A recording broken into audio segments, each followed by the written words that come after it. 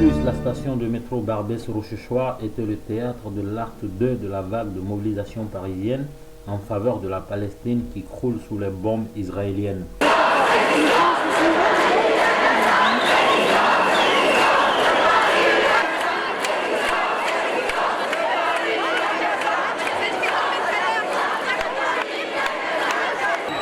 Dénoncer le massacre, le génocide inhumain que subit en ce moment et depuis plusieurs années le peuple palestinien. Honte à toi! Et Honte à toi! surtout dénoncer la participation honteuse de la France, de notre président qui parle en plus au nom de la France et des Français, du gouvernement sioniste qui nous dirige et il faut que les Français se réveillent et sachent la vraie vérité.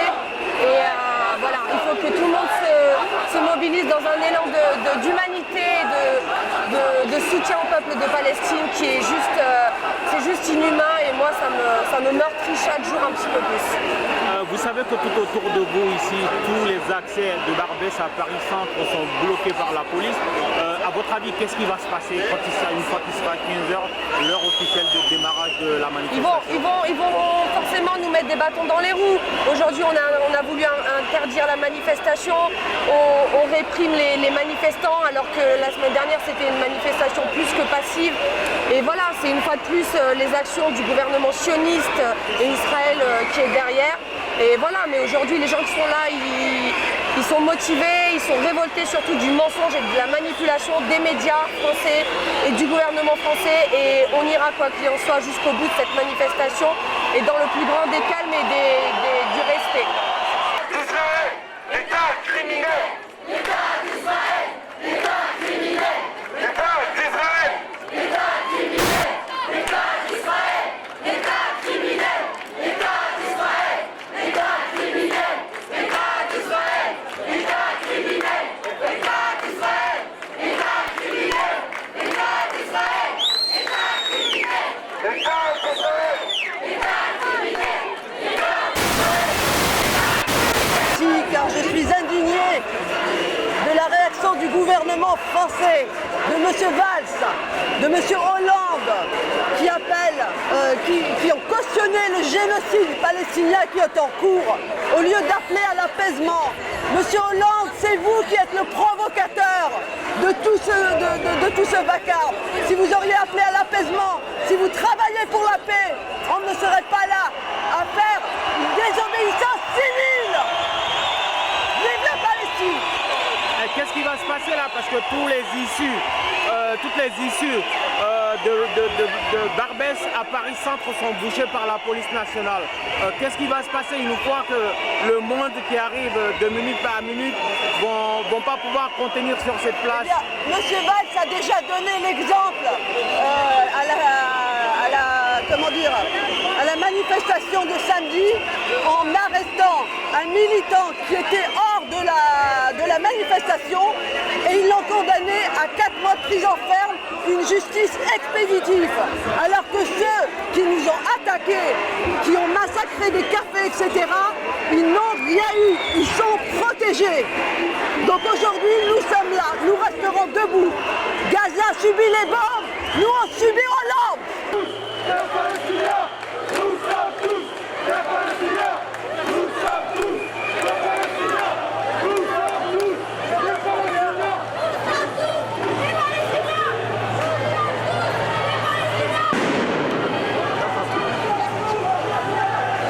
Allahu Akbar.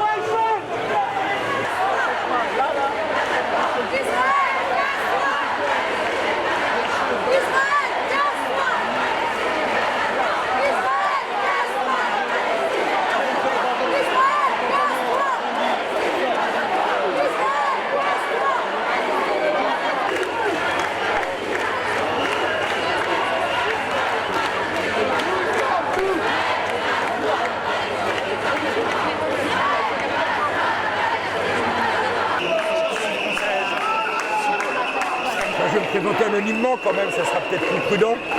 J'ai pas les moyens d'affronter. Voilà. Je suis là aujourd'hui pour ce qui se passe en Palestine depuis 60 ans, je dirais. Voilà. On a spolié un peuple d'une terre. Voilà. on tue des gens par centaines, on tue des gosses, on tue des femmes, des enfants. C'est inadmissible. Et aujourd'hui, le CRIF nous interdit de manifester. On nous interdit aujourd'hui notre droit le plus élémentaire d'être dans la rue et de manifester pour ce qui se passe en Palestine. Voilà. Et c'est le ministère de l'Intérieur. C'est pas le ministère, c'est le CRIF. Le ministère, il n'a rien à voir, le ministère ni Hollande. Ils sont aux ordres. On nous a interdit aujourd'hui de manifester pour la Palestine. Dans un droit qui nous est un droit essentiel. Le droit de manifester. Voilà. Est-ce que vous pensez donc que les Français qui voudraient manifester ici de Barbès au centre de Paris ont été pris en otage par le CRIF? Bien sûr, oui, bien sûr. Par qui voulez-vous? Par qui voulez-vous? Hein? Pourquoi aujourd'hui on nous interdit la rue? Pourquoi? Pour 1% de la population? Pour une organisation qui ne représente même pas les Juifs eux-mêmes? On nous interdit aujourd'hui d'être dans la rue et de dénoncer ce qui se passe en Palestine? Mais franchement, c'est une honte. Mais tout le monde devrait réagir aujourd'hui, de dire on ne doit pas obéir, on n'est pas aux ordres du CRIF, on est désolé. Voilà, je suis désolé. Et autour de vous, vous savez que tous les accès de Barbès à Paris Centre sont bloqués par la police. Qu'est-ce qui va se passer concrètement? Je ne suis pas devant, je ne sais pas ce qui va se passer. Peut-être qu'ils vont nous charger, peut-être qu'ils vont nous emmener, j'en sais rien, peu importe. Mais je vous dis, c'est inadmissible ce qui se passe dans ce pays. C'est inadmissible. C'est inadmissible. On a de moins en moins de liberté individuelle. On ne peut rien dire, on ne peut pas parler, on ne peut rien faire. Attendez, il y a un problème dans ce pays, il y a un gros problème.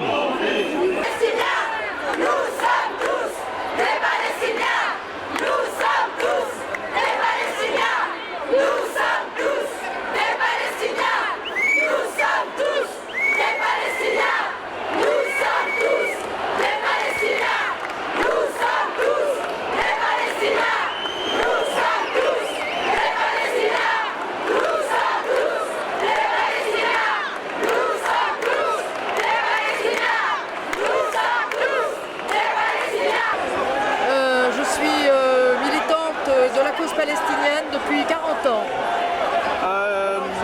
Comment vous justifiez votre présence ici à cette manifestation pour soutenir la Palestine?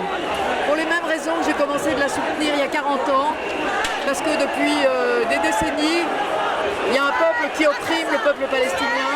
C'est l'État d'Israël, c'est pas un peuple, c'est un État, c'est un régime politique qui opprime le peuple palestinien. Parce qu'aujourd'hui, avec le déclenchement des opérations sur Gaza, Israël assassine tous les jours des populations civiles, des enfants. Il y a déjà plus de 70 enfants qui sont morts. Et tout ça en parfaite impunité. Et aujourd'hui, le gouvernement français voudrait nous interdire de prendre la parole et de dire ce qu'on pense de cette situation. Alors on voit que les gens sont passés outre l'interdiction, et c'est très bien, parce que la liberté de manifester dans la rue, elle est inscrite dans la Constitution française. Et c'est un droit qu'on doit défendre bec et ongle. On n'est pas dans une dictature, alors on est dans la rue même si on nous l'interdit. Comment vous justifiez l'attitude de l'État français à travers le ministère de l'Intérieur d'interdire cette marche? Je pense que l'État français soutient l'État sioniste depuis très longtemps, qu'un certain nombre de parlementaires aussi. Il y avait quelques députés qui ont fait entendre leur voix en disant que c'était une imbécilité d'interdire, que c'était une grave atteinte au droit à la libre expression. Malheureusement, ils ne sont pas assez nombreux pour faire entendre leur voix. Et donc le gouvernement continue sa politique de soutien à l'entreprise sioniste, avec le lobby juif américain et le soutien aussi d'Obama et compagnie. Voilà, c'est ça que nous voulons dénoncer aujourd'hui. Et plus l'offensive va faire de morts et de blessés, et plus on nous trouvera sur le chemin. Voilà. L'association Droit Devant, qui est une association qui a à peu près 20 ans et qui s'occupe des sans-papiers. Et à partir du moment où il y a eu ces problèmes sur la Palestine avec Israël, cette association, nous avons fait plusieurs voyages en Palestine pour aller rencontrer les gens et les soutenir. Voilà ce qui s'explique qu'on est là avec nos drapeaux de l'association. Est-ce que vous comprenez la décision de l'État français à travers le ministère de l'Intérieur d'interdire simplement cette marche? D'interdire la marche? Oui, est-ce que vous comprenez l'attitude du ministère de l'Intérieur de l'interdire? Absolument pas. Plus ils interdiront, plus ils auront de monde contre eux. Et ils se desservent à eux-mêmes. Vous voyez le monde qu'il y a aujourd'hui pour une manifestation interdite. c'est un peu ridicule. Et les interdictions n'ont jamais favorisé le pouvoir. Hein. Donc j'espère qu'il y a assez de monde pour qu'ils comprennent que plus ils interdiront, plus il y aura de monde. C'est tout. Ces gens-là, ils ont besoin de nous pour être soutenus. C'est un peuple qui est vraiment tellement malheureux depuis tellement d'années. Et tout ça pour des biens qui ne sont pas partageables, soi-disant. Donc c'est très très triste. Enfin, j'espère que ça va réussir.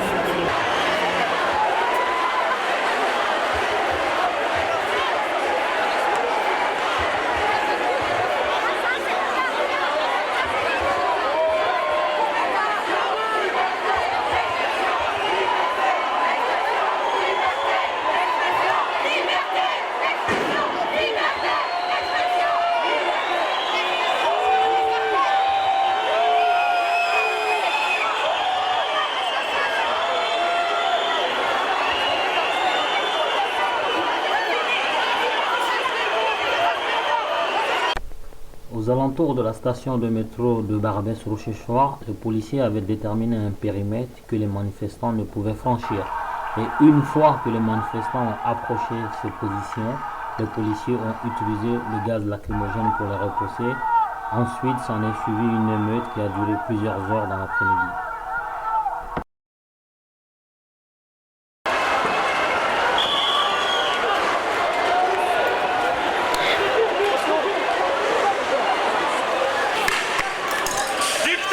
Socialiste!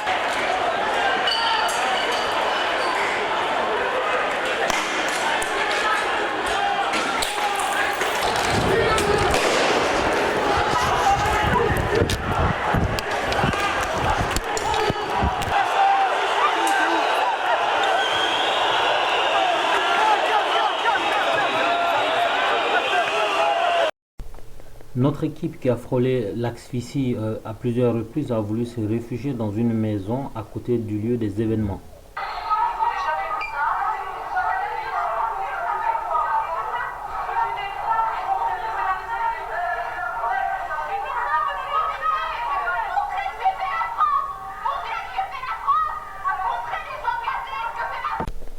Nous en sommes sortis très rapidement car là-bas aussi, il y avait autant de gaz que dehors et il y avait des pleurs un peu partout.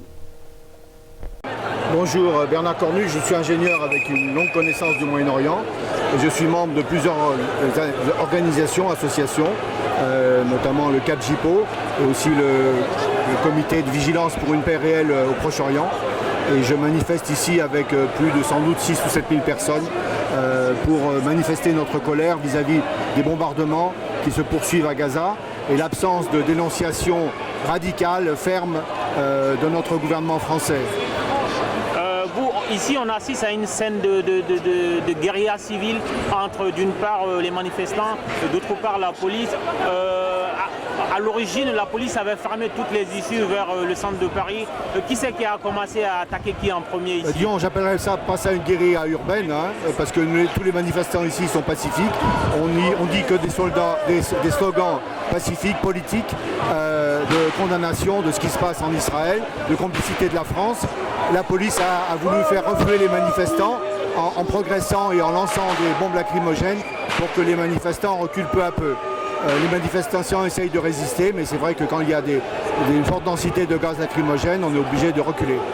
Est-ce qu'il y aura une suite à la manifestation d'aujourd'hui? Je pense qu'il y aura des manifestations en France pour demander l'arrêt des bombardements à Gaza et aussi pour demander une paix juste et durable qui ne peut être obtenue que si le gouvernement français et tous les membres du Conseil de sécurité déposent une résolution selon le chapitre 7 de la Charte des Nations Unies pour demander dans un délai de 6 semaines à l'État israélien et à son armée d'évacuer tous les territoires occupés et d'appliquer toutes les résolutions pertinentes des Nations Unies, puisqu'il y en a des dizaines qui n'ont jamais été appliquées, parce qu'on n'a jusqu'à maintenant pas appliqué le recours à la force. C'est d'ailleurs une menace telle qu'elle a été appliquée en 1990-91 à l'Irak pour qu'il se retire.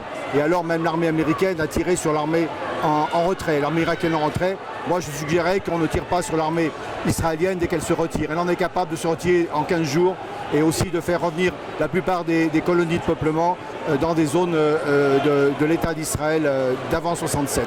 Et comment vous analysez l'arrêté d'interdiction des manifestations pro-Palestine par le ministère de l'Intérieur, donc par M. Manuel Valls? C'est inadmissible, c'est contre les libertés fondamentales de la France, du droit de manifester. Et parce que la semaine dernière, quand il y a eu des incidents, ils ont été provoqués par la Ligue de défense juive qui avait déjà annoncé à l'avance par des tweets qu'elle allait faire du dégât contre les manifestants palestiniens. Il est facile de provoquer. Certains disent qu'il y a une prise en otage de liberté en France par le lobby juif. Quelle est votre analyse de cette affirmation? C'est vrai que nos trois dirigeants au sommet de la France sont souvent tenus par les lobbies pro-sionistes en France, font des déclarations favorables à Israël. On a entendu notamment Hollande en janvier qui a dit qu'il était prêt à chanter un chant d'amour pour Israël et ses dirigeants, ce qui est scandaleux vu tous les bombardements, toutes les guerres qu'il y a eu à répétition et l'occupation qui dure depuis 45 ans. Je regrette un peu les propos du général de Gaulle et même les propos de Chirac, un président du RPR et maire de Paris, qui le 16 janvier 1991 a dit au moment du débat de politique générale avant l'attaque contre l'Irak: on n'empêchera personne de penser qu'il y a de par le monde deux poids et deux mesures. Le règlement de la crise du Golfe doit créer un précédent opposable pour régler tous les problèmes du Moyen-Orient. C'est-à-dire, en clair, M. Chirac a dit: déposons une résolution selon le chapitre 7 pour demander le retrait d'Israël sous 6 semaines de tous les territoires occupés et pour appliquer toutes les résolutions pertinentes des Nations Unies. Il est temps que le droit international s'applique dans toutes ses dimensions.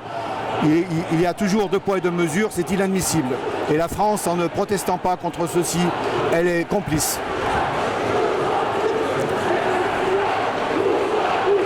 Bonjour, je suis élu adjoint au maire d'une ville de banlieue à Grigny, dans l'Essonne, à côté d'Ivry.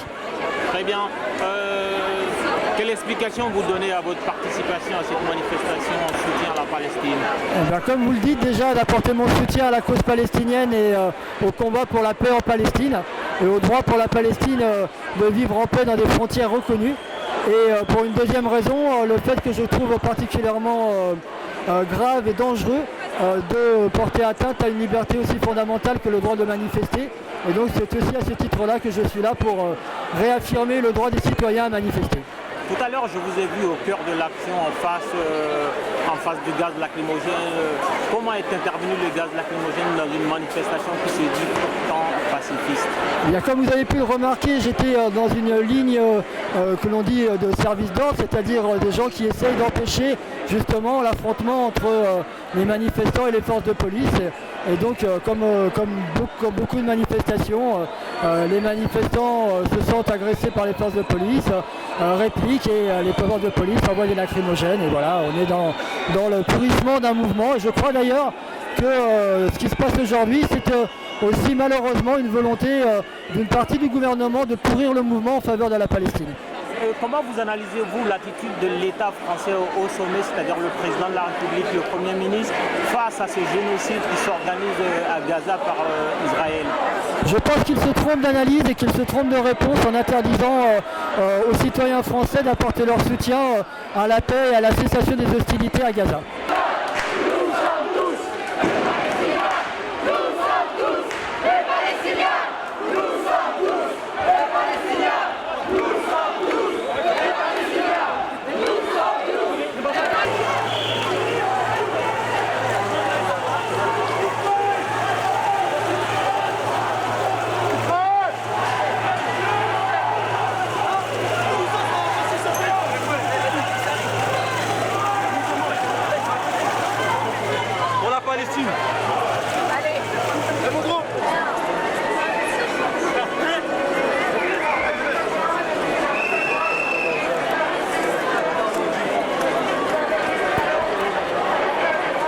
Présence ici, c'est boycott Israël. Déjà, premièrement, on veut boycotter Israël. Première des choses. Deuxièmement, on veut la paix en Palestine, la paix à Gaza, la paix en Palestine. Et on veut que la colonisation, elle s'arrête, elle se stoppe. Voilà, les premières conditions, c'est ça. C'est la liberté et la colonisation finie. Et après, on verra la suite, qu'est-ce qu'on va demander. Pour l'instant, on veut la colonisation qu'elle s'arrête et la liberté pour les Palestiniens. c'est tout. Et là, vous savez que tous les accès de Barbès à Paris sont bouchés par la police. Qu'est-ce qui va se passer une fois que le cortège voudra bouger d'ici? Ben, je sais pas, on va voir ce qui va se passer. Ben, on est prêt à tout.